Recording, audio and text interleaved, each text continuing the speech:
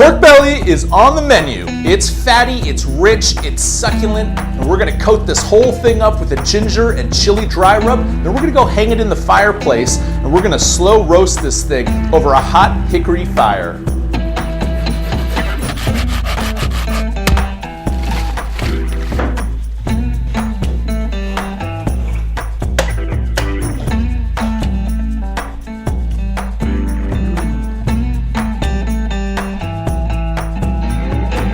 Today in the kitchen, we got a beautiful piece of pork belly, and we're going to make a nice dry rub, and hopefully that dry rub will really impart some good flavors when we cook it in our fireplace. So what I'm going to do for the dry rub here, I got some really nice ingredients. I've got here a chile ancho, and this is a dried poblano pepper. It imparts a really nice earthy, kind of deep flavor, not too spicy, kind of more of a smoky kind of thing.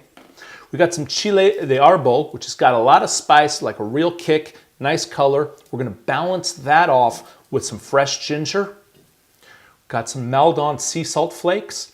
We've got some whole black peppercorns, and we've got some whole white peppercorns. So what I like to do is use this mortar and pestle. I actually picked this up in Mexico, and it's kind of one of those things, you know, whenever you're traveling, kind of grab those funky things that you come across. You never know when they're going to become real handy in your kitchen back home. So I just like to add a bunch of this stuff. I don't mind making too much dry rub. I keep it in a little mason jar, and you know, the next time I'm cooking, I've already got some ready.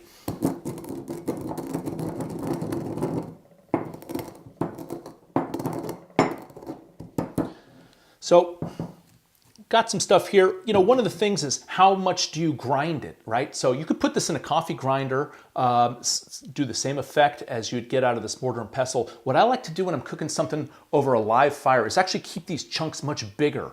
They kind of burn, blister, they add a lot of texture later on. The finer kind of stuff is going to get lost and not add so much texture. So we've got some white and black peppercorns. We can add some chiles in here, and then what I'm gonna do is just hit that microplane with that ginger. And I've already got some made right here. And what I'm gonna do is just apply it liberally. We've got the skin side, which I'm actually gonna do a little scoring on first. And that'll just help some of that rub get in between the nooks and crannies. And also this skin, when it gets cooked, it gets really hard. So it's nice before that to really kind of cut it up a little bit. It'll be more manageable later on.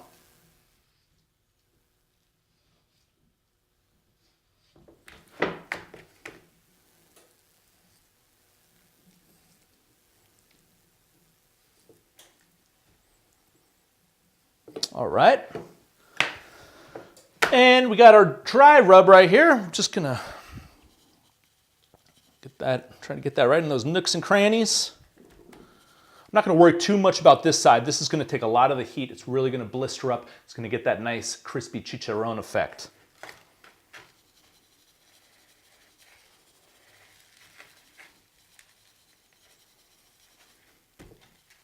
And get all those sides. There we go. And I'm really just going to rub this in, get it all over. Then what I'm going to do is I'm going to let this rest. I'm going to go outside and get some firewood.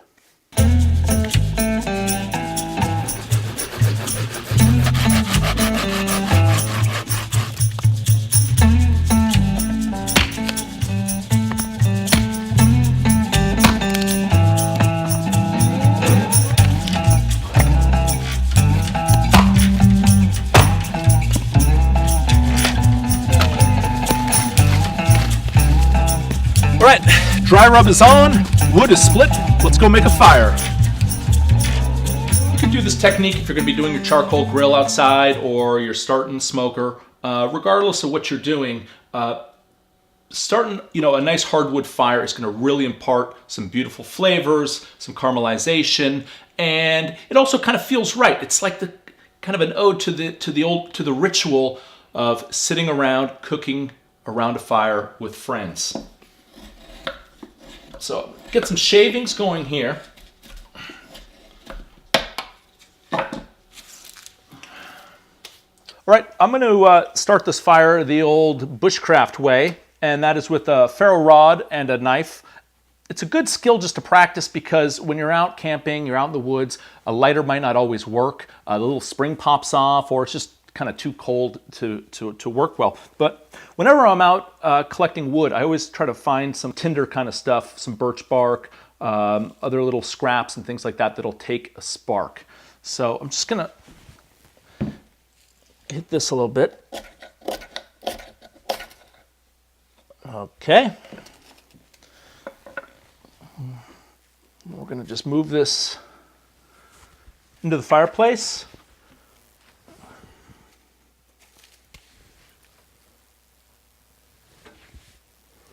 Nice and easy. We don't want to put it out.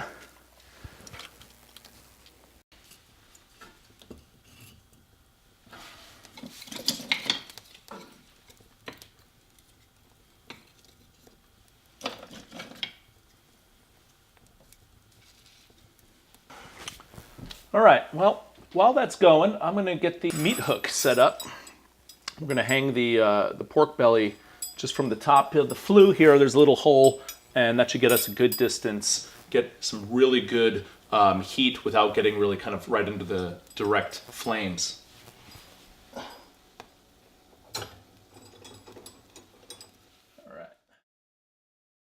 So we're gonna make a little barbecue sauce right now. We're gonna need something sweet to complement that smoky, spicy, fire roasted pork belly. And this barbecue sauce is inspired by like a sweet Japanese style sauce. And what I find is it's actually perfect as like the base for any barbecue sauce. It's got some sweetness, it's got some tanginess, and you can kind of take it in any direction. And it's also super simple because you got all these things in your pantry and refrigerator already, or at least you should, all right?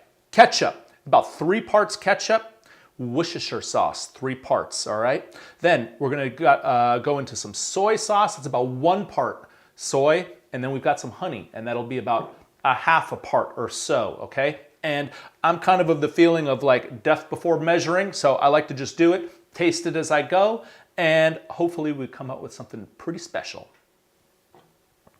So we got the ketchup right here. Boom. Worcestershire sauce. Should be about equal parts. A little soy, so about 1/3 the amount of soy sauces you would use with the Worcestershire, and then some honey.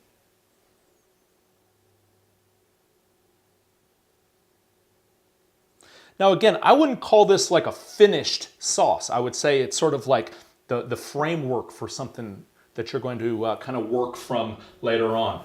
But it does really have a nice balance to it, and you can definitely just use it as is.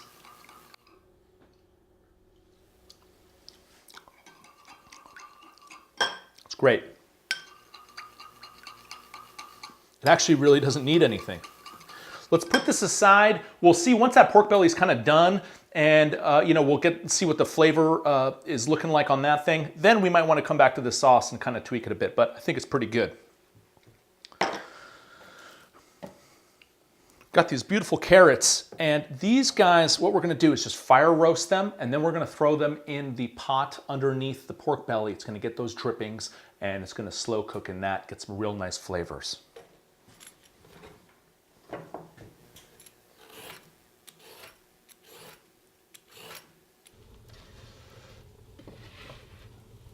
All right, our fire is pumping. I can feel it, it's getting hot. I'm gonna take this meat hook off because I don't want it to burn my hands, so I can manage it.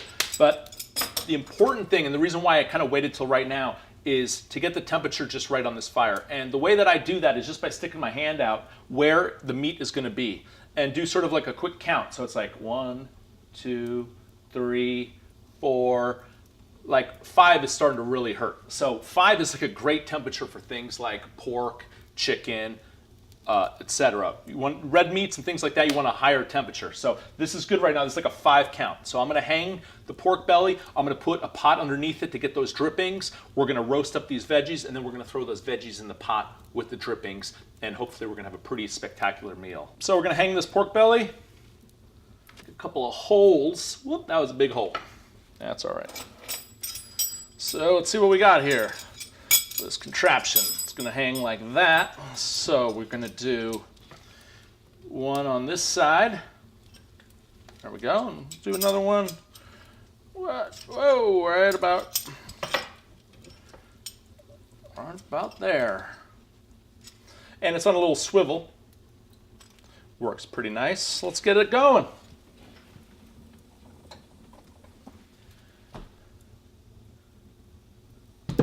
I know my wife would not be happy if there was pork drippings all over the fireplace. Gonna get a pot.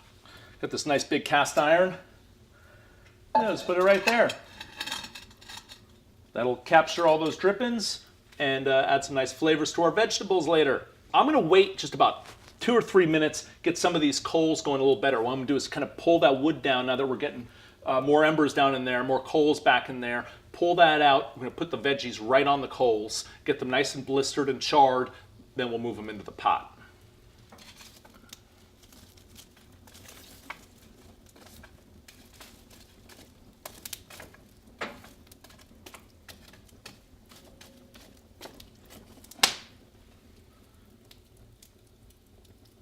It's good.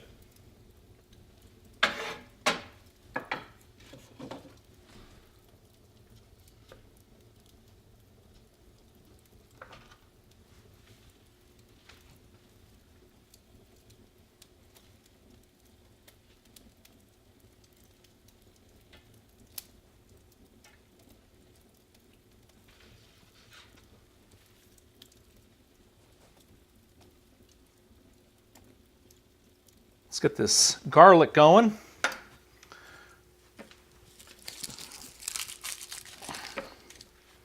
Just going to add some olive oil. I'll do this over my pot here. Get that all in there. A little Maldon salt. Okay. And I'm going to use these tongs actually to deliver it to the fire. And there we go. Looking good.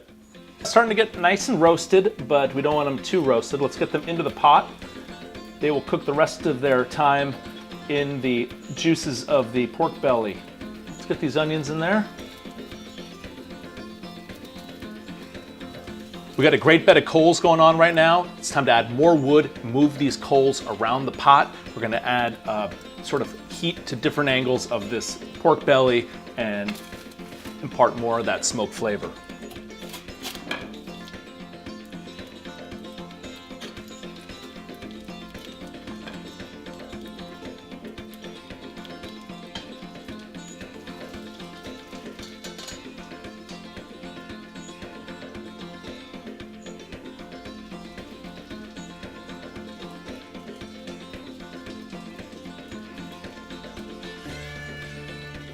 All right, things are sizzling here.